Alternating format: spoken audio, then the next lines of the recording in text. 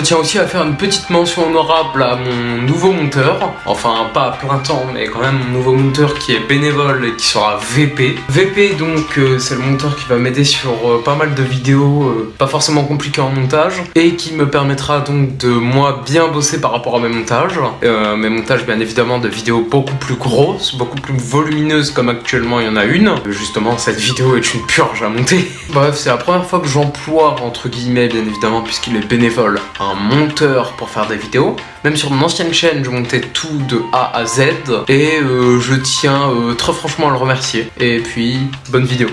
Salut à tous. Donc, de retour sur les événements, on est censé à ce moment-là aller au château. Aller au château pour tout filmer, on est déter, puisque en fait on s'est fait gerter par une bande de connards. Hein. Et là, on retourne au château. Et donc, vraiment, on fonce, on est grave content de pouvoir y aller. Et go quoi. Donc c'est le nouvel épisode, n'hésite pas à lâcher un gros like avant de regarder la vidéo, parce que ça augmente le référencement. Et commençons.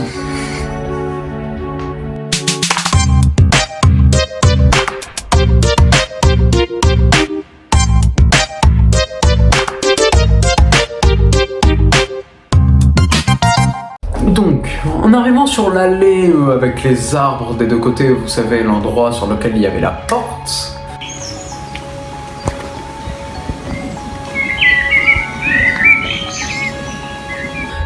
qu'on empruntait pour pouvoir faire l'urbex, elle était plus là. Donc on s'est dit que simplement ils avaient dû se barrer et on a commencé donc le chemin à emprunter pour aller jusqu'au château qui était quand même assez bon. Donc on arrive face au château, cette fois au lieu de mettre de la dubstep on fonce direct parce qu'on n'a pas de temps à perdre. Qu'est-ce que je veux vous dire?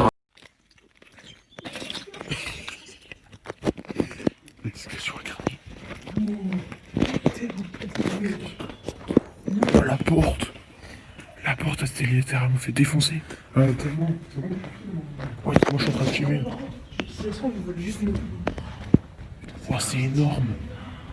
Il y a une énorme estrade avec plein de tags sur les côtés, etc. Franchement, c'est magnifique. Et en entrant dedans, d'ailleurs, en allant un peu dans tous les côtés, on a en fait l'impression que même si c'est un château qui est désaffecté, c'est bel et bien déjà le château de ce duc de la Révolution. Mais en fait, que même s'il avait été désaffecté pendant un certain moment, il a été réutilisé, rénové par rapport à, je sais pas en fait, je sais pas du tout par quoi, mais on a remarqué aussi qu'il y avait des cuisines et des douches. Il n'y avait pas de dortoir, par contre ça c'était très étrange, et ça on pouvait le savoir par rapport à un carrelage très spécifique, par le fait qu'il y ait des cuisines donc, et qu'il y ait des douches.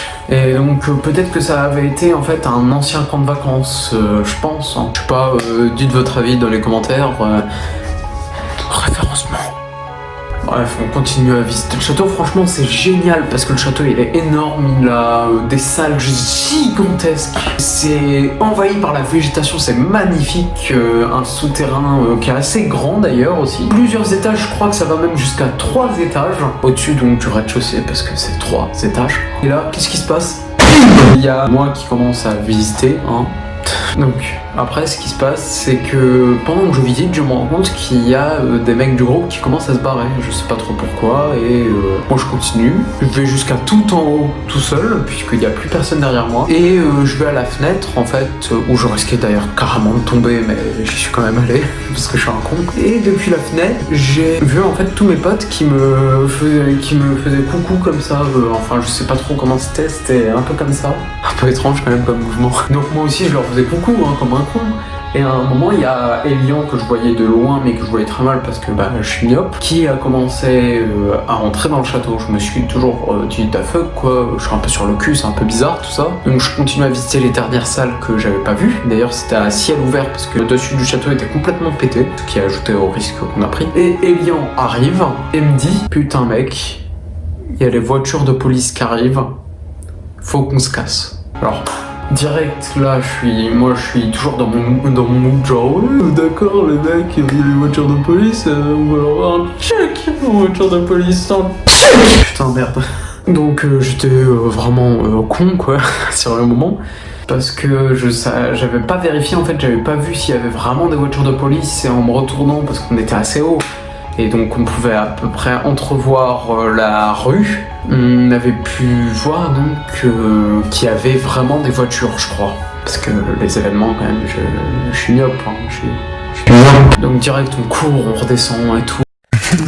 Allez, maman, c'est bien ça. On attend, on regarde bien s'il y a vraiment personne. Donc on sort, sur le coup, on sort vraiment de l'urbex en empruntant la porte vraiment chelou. Là, on voit pas les voitures de police, mais on voit bel et bien une voiture qui est arrêtée de ce côté-là, enfin du côté de la route. On stresse, hein, on se casse.